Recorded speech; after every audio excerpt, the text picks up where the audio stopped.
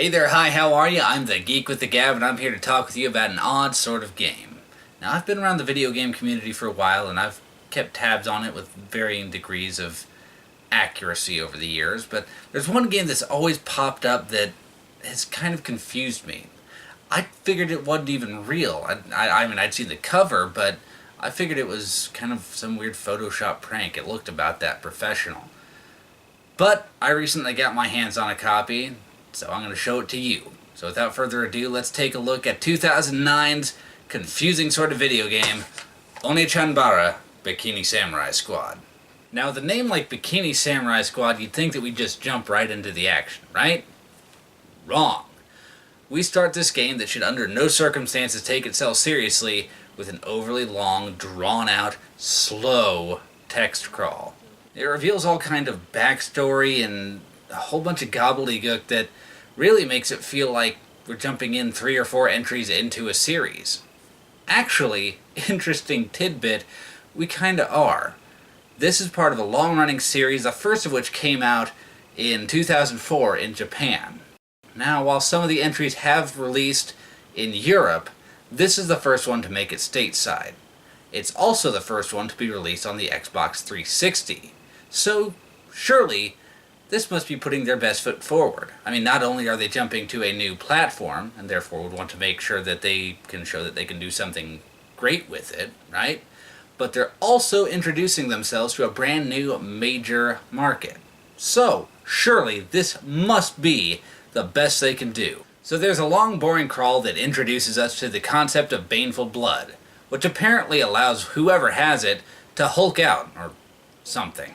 But there's some vaguely defined drawback that will consume the user if they're not careful. It's been done a million times, but a standard is a standard for a reason, so I'll give this one a pass. What bothers me isn't so much the text crawl. I mean, I don't mind reading an intro. I mean, what kind of geek would I be if I didn't get the good kinds of chills when I was reading the opening crawl to the Star Wars movies, right? I'm not even so much bothered that it keeps the Japanese reading of it in the background.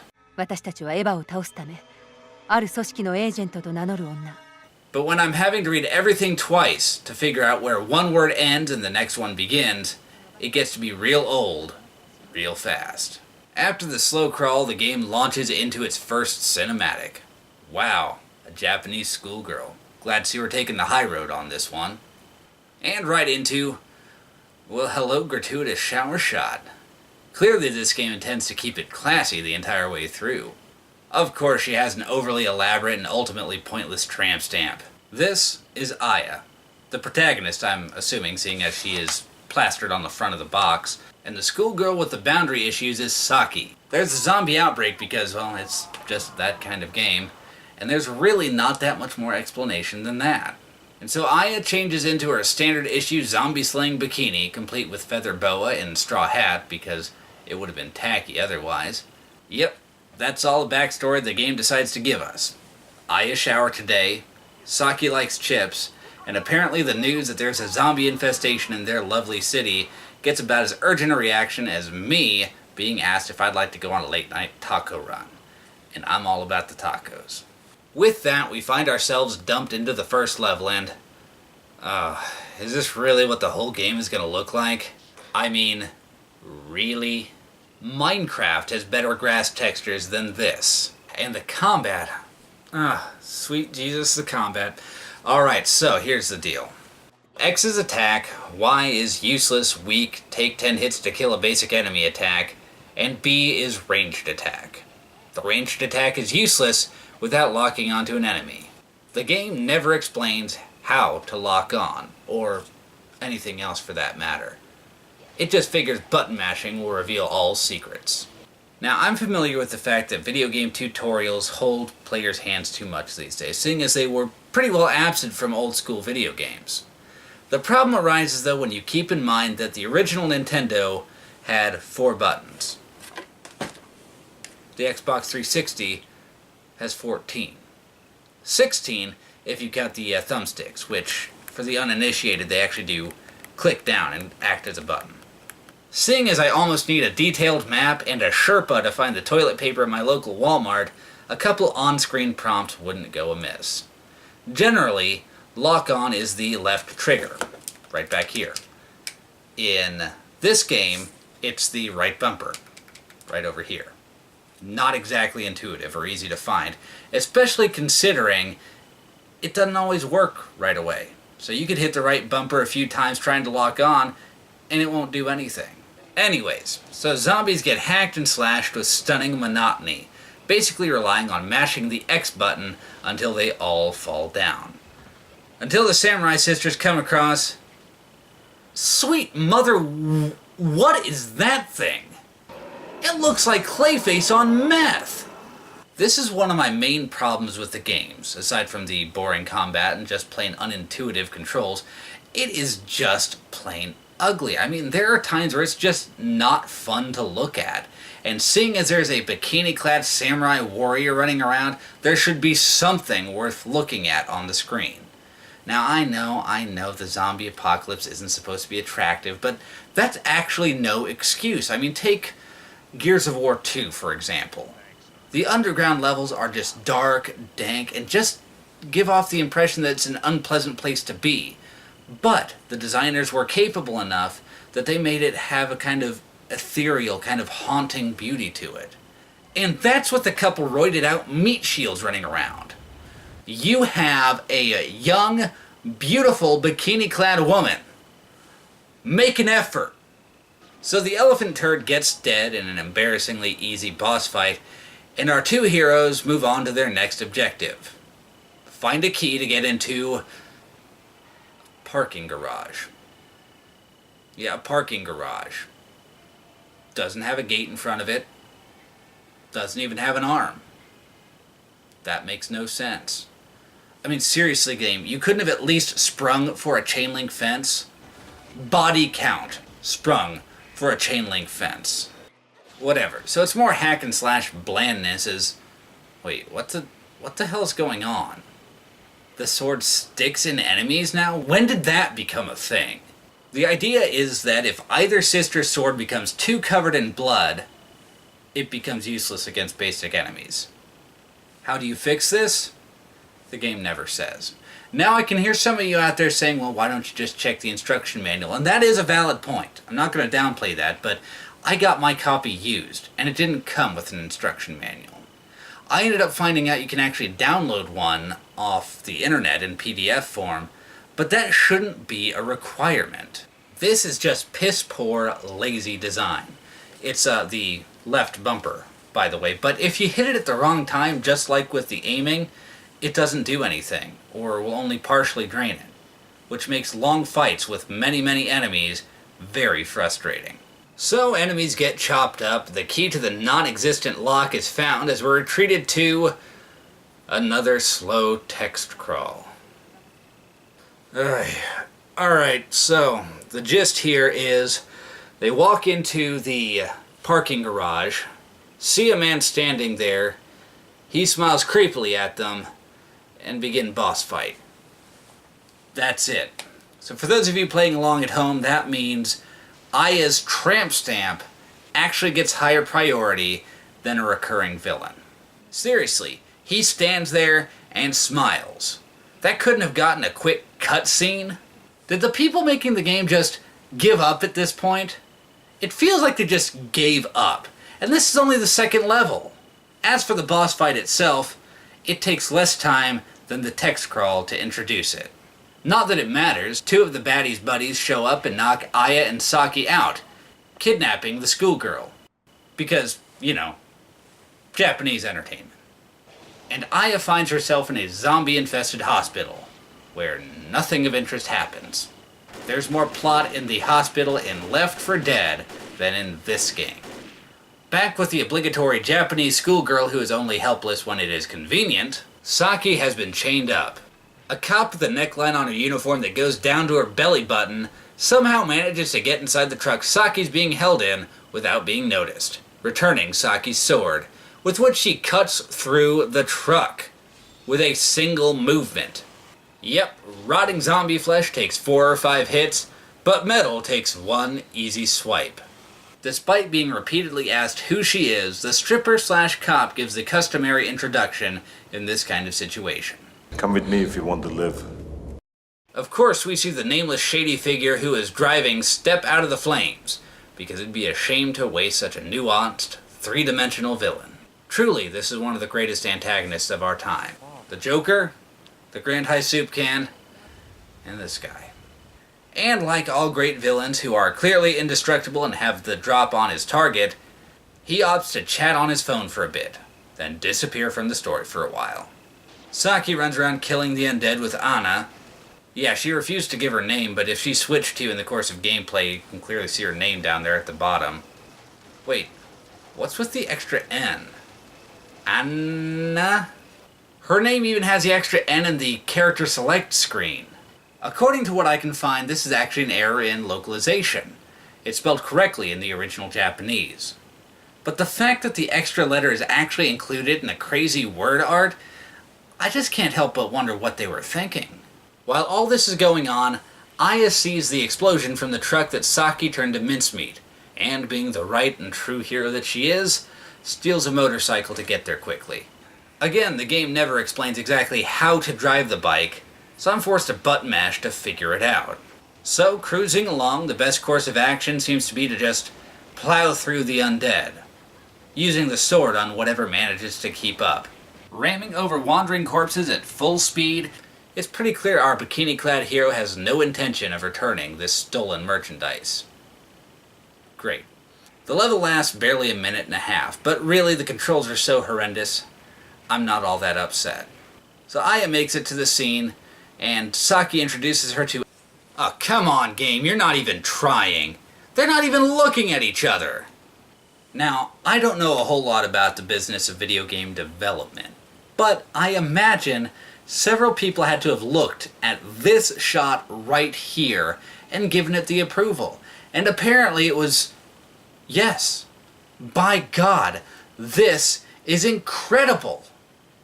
This is exactly what we need to usher ourselves in to the next generation. You know what? This is so good. Let's go ahead and ship this one off to America. This is what we need to define our brand in a brand new market. So Saki introduces Aya to Anna, who finally reveals her name, and we get dangerously close to some character development when some zombies stumble upon them. Wow, that was close. I almost cared about what was going on there for a second. So our trio of titillating twits slaughter their way through the streets, then through the sewers, then through the subway, the entire time just mashing the X button. Alright, this is goddamn ridiculous. I mean, the game isn't even amusingly bad at this point. 見つけたよ、Saki. For the most part. What the hell is this girl on? I thought the others looked blank. This bimbo just stands there swaying.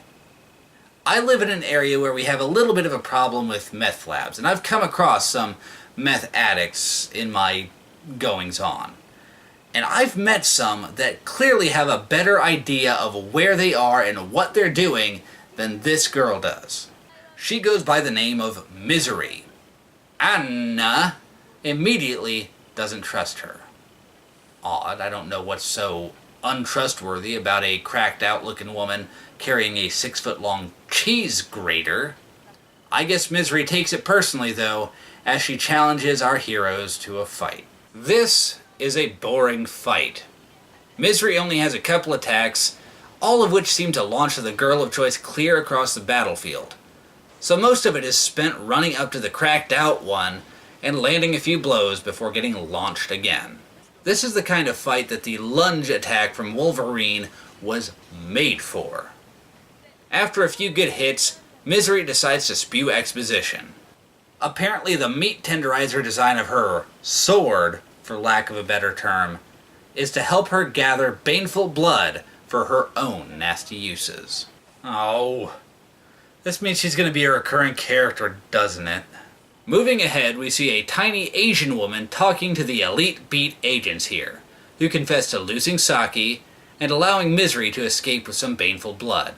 The tiny lady takes this extremely well, considering it's apparently against all of her plans up to this point, and she sends the men in black out to do the exact same mission.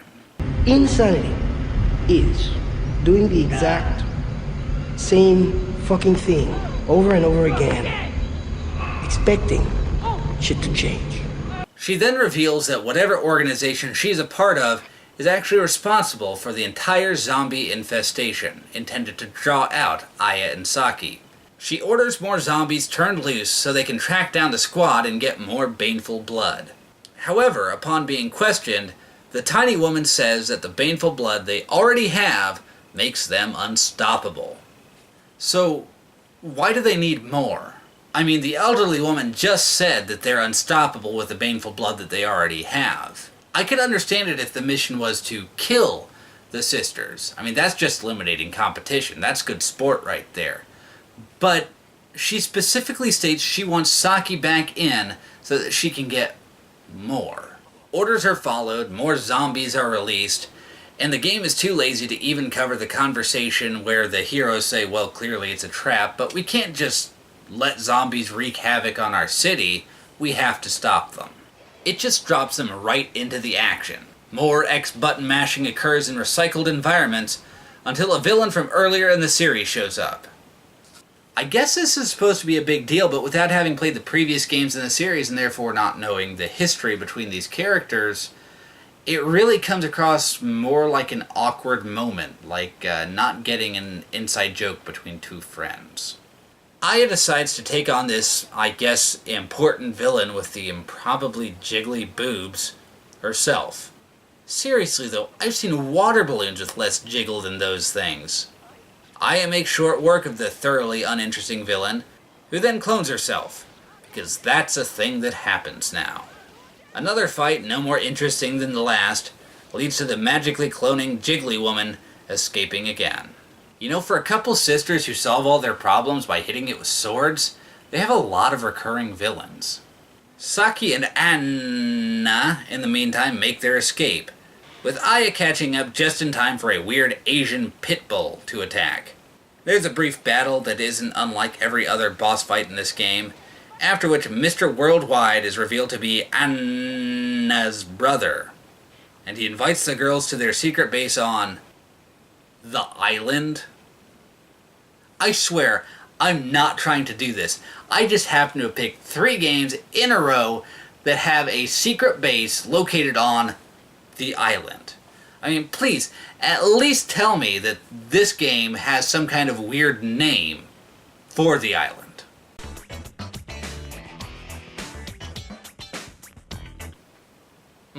Okay. And the Guardian have said Lonely Island? Oh shit! Get your towels ready, it's about to go down! I'm riding on a dolphin, doing flips and shit, the dolphin splashing, getting everybody all wet. But this ain't SeaWorld, this is real as it gets. That boss has nothing to do with anything else in this game. So the trio storm the gate and find a cave that connects to the facility they came to find. Of course, the whole thing is guarded by wave upon wave of enemies, so that means more X button mashing! Yeah, I'm not crazy about it either. Upon charging headlong into a heavily guarded facility, the girls are shocked to find that there are traps guarding the entrances too. What is it with video game protagonists lately and not realizing that these high-tech facilities are going to have more than just soldiers guarding them? I mean, last time it was Body Count, where that Crackerjack organization didn't anticipate that they would try to trace the hacking signal. And now it's a bunch of bikini zombie hunters not looking where they step. They all fall down a trap door and end up in 3 different places. Somehow. They quickly find their way back to each other, though, making the entire half-hour side quest, everyone say it with me now, completely pointless. Reunited after they were separated for less time than it takes to watch this video, the girls soon find themselves facing off against those 3 dudes in suits. They quickly either beat or kill them, it's never really covered, when Pitbull shows up.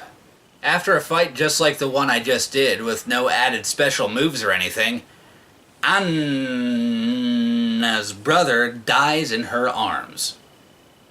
Anna almost cries, and then it's time for the final push to the merciful end of this garbage heap. Aya and gang push their way through the undead hordes to the throne room of the tiny Asian woman we've barely seen, but is apparently supposed to be really intimidating.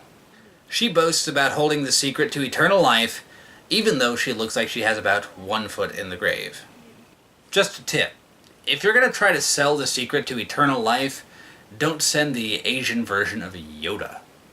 When Aya, Saki, and Anna refuse to join her, she challenges them to a fight.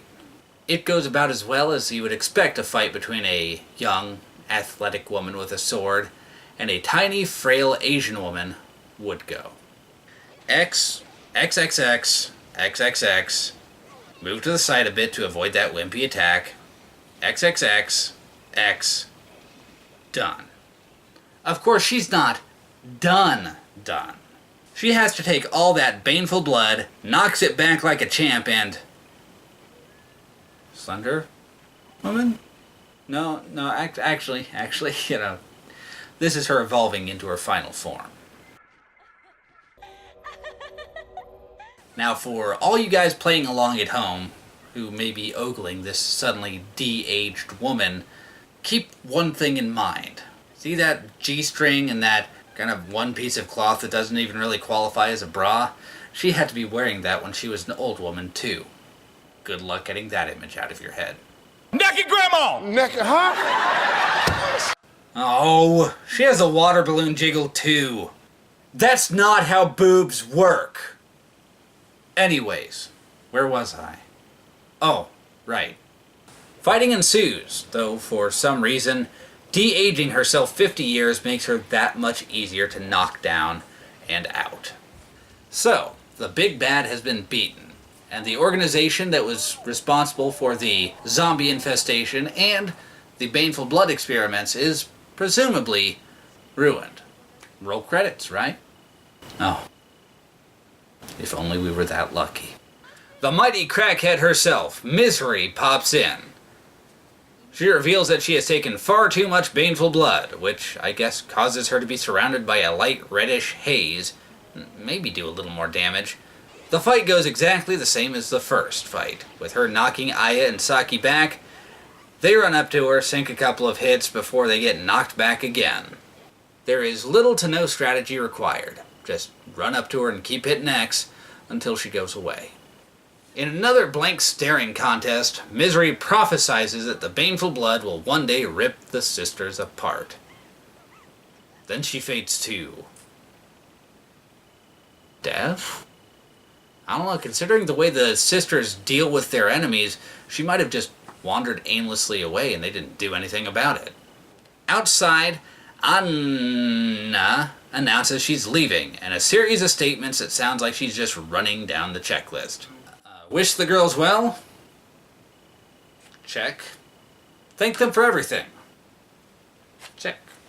Apologize for her brother almost killing them? Check. Disappear in a jump cut? Check. We then cut to the two sisters fighting in a parking garage. Oh no. This couldn't be that prophecy that Misery just talked about coming to fruition all too soon, could it? Nope. They're just fighting over a contract that Anna decided to bring by. Aya wins, and the game is left hanging for a sequel, which, oddly enough, was not released in the States. Now, roll credits. This game is a chunk of crap in video game form. The graphics are terrible. Now, before you go into the whole, well, it came out, at a weird time in video games, in the States, it came out the same year as Arkham Asylum, which looked great. In Japan, it came out the same year as Okami, and The Godfather, and Gears of War, and Twilight Princess. Are you sensing a pattern here? You can't tell me the technology wasn't there.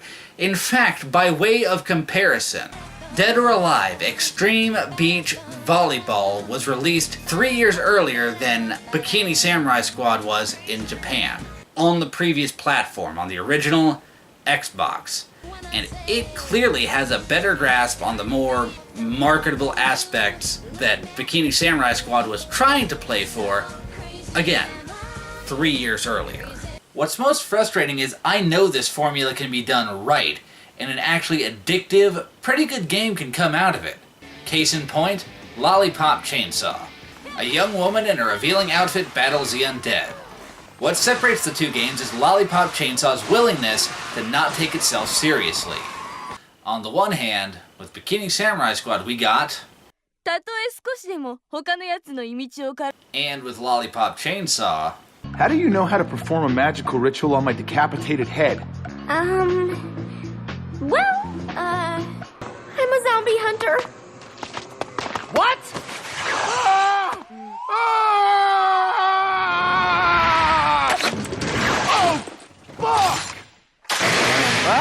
Oh, fuck! Don't hate me! Also, Lollipop Chainsaw is much more fun to look at. Not just with the hero, let's stay as unpervy as possible here. Lollipop Chainsaw has bright colors, and rainbows, and sparkles, all while keeping the zombies looking generally nasty. In Bikini Samurai Squad we got... You gotta know what you gotta focus on. In a game called Bikini Samurai Squad, graphics are paramount. You make it look pretty first, because that's your focus. People aren't picking this one up for the gameplay or the story, which is good, because they both suck in their own right. To its credit, all of the characters seem to have clear and consistent intentions. And, well, you know, names. Which means from a storytelling aspect, this is actually one up on body count. And that's just a little bit sad. Now, if you'll excuse me, I'm the Geek with the Gab, and I got some gaming to do.